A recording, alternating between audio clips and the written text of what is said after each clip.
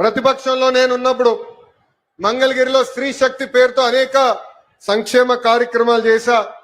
దాంట్లో ప్రత్యేకంగా మహిళలకు కుట్టు మెషిన్లు, బ్యూటీషియన్ కోర్సుతో పాటు వాళ్ళకు కావాల్సిన పనిముట్లు కూడా ఆనాడు అందజేశాం. సుమారుగా 3600 మంది మహిళలకి కుట్టు మెషిన్ ఇష్టమే కాదు, ట్రైనింగే కాదు, దాంతో పాటు మార్కెట్ లింకేజ్ కూడా చేశాం. జూట్ బ్యాగులు, క్లాత్ బ్యాగులు కానివ్వండి, స్కూల్ యూనిఫామ్, ఇలా అనేక ఐటమ్లు తయారు చేసి ఈ రోజు మహిళలు వాళ్ళ సొంత కాలు మీద నిలబడే పరిస్థితి. మహిళలకి అవకాశాలు ఇస్తే అద్భుతాలే మీరు సృష్టిస్తారు. దానికి ఉదాహరణ మా ఇల్లు. 1992లో ఆర్థికంగా సొంత కాలుపై నిలబడాలని ఆనాడు గౌరవ ముఖ్యమంత్రి చంద్రబాబు నాయుడు గారు హెరిటేజ్ అనే సంస్థ ప్రారంభించారు. కరెక్ట్గా 2 సంవత్సరాల తర్వాత మీ దయ వల్ల ఆయన ఫైనాన్స్ రెవెన్యూ మంత్రి అయ్యారు. ఇప్పుడు కంపెనీ ఎవరో చూడాలని అమ్మకి చెప్పారు, కంపెనీకి ఒకసారి వెళ్ళి నువ్వు చూసుకోవాలని. మా అమ్మ ఎప్పుడు కంపెనీకి వెళ్ళా, కంపెనీ ఎలా రివ్యూ చేయాలో తెలియదు. ఆయన బలవంతం చేశారు. కారు వేసుకుని కంపెనీ దగ్గరికి వెళ్ళేది, ఆఫీస్ దగ్గరికి, పైకి కూడా వెళ్ళేది కాదు.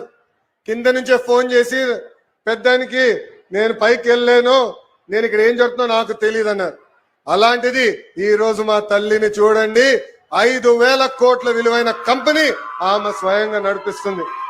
అంతేకాదు అన్నా ఎన్టీఆర్ పేరుతో ఎన్టీఆర్ ట్రస్ట్ అని ఆనాడు బాబు గారు స్థాపిస్తే ఈ రోజు అద్భుతంగా మా తల్లి ముందలు తీసుకెళ్తుంది. తలసీమియా పేషెంట్స్ కి ప్రత్యేకంగా గౌరవ ఉప ముఖ్యమంత్రి పవన్ అన్న ఆనాడు 50 లక్షల రూపాయలు కూడా మనకి అందజేస్తాం జరిగింది. బ్రహ్మణి గురించి కూడా నేను చెప్పాలి కదా 2 మాటలు. స్టాన్ఫోర్డ్ లో చదివింది, తిరిగి వచ్చి కంపెనీలో ఇప్పుడు ఆమె పనిచేస్తుంది. ఏకంగా నా క్రెడిట్ కార్డు బిల్లు కూడా బ్రహ్మణియే కట్టే పరిస్థితికి వచ్చింది. నేను ఈరోజు హాయిగా ఇక్కడ తిరిగి మీకోసం సేవ చేయగలుగుతున్నానంటే దానికి కారణం బ్రహ్మణి మొత్తం మా ఇల్లు చూస్తుందని మహిళలందరికీ నేను తెలియజేస్తున్నా. అంతేకాదు మా అమ్మమ్మ పేరుతో బసవ తారకం క్యాన్సర్ హాస్పిటల్ ఉంది హైదరాబాద్ లో. ఇప్పుడు ప్రత్యేకంగా అమరావతిలో కూడా ప్రారంభిస్తున్నారు. అక్కడ మా డైరెక్టర్ గా నిరుపేద కుటుంబాలకి అహర్నిశలు సహాయం కూడా చేస్తుంది.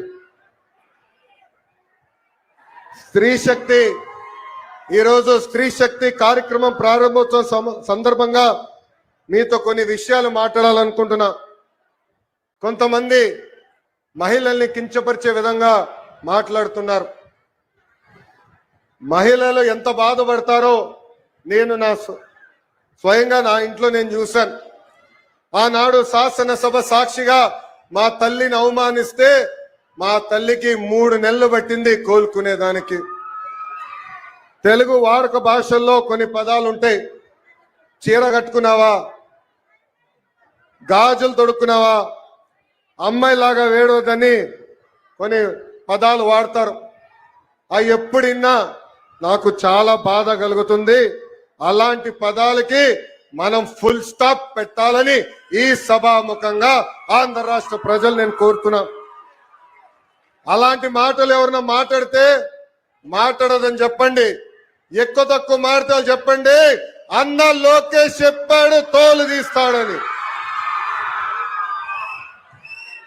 ఈ సందర్భంగా గౌరవ ముఖ్యమంత్రి గారిని, ఉప ముఖ్యమంత్రి గారిని ఒక విషయం కోరాలనుకుంటున్నా.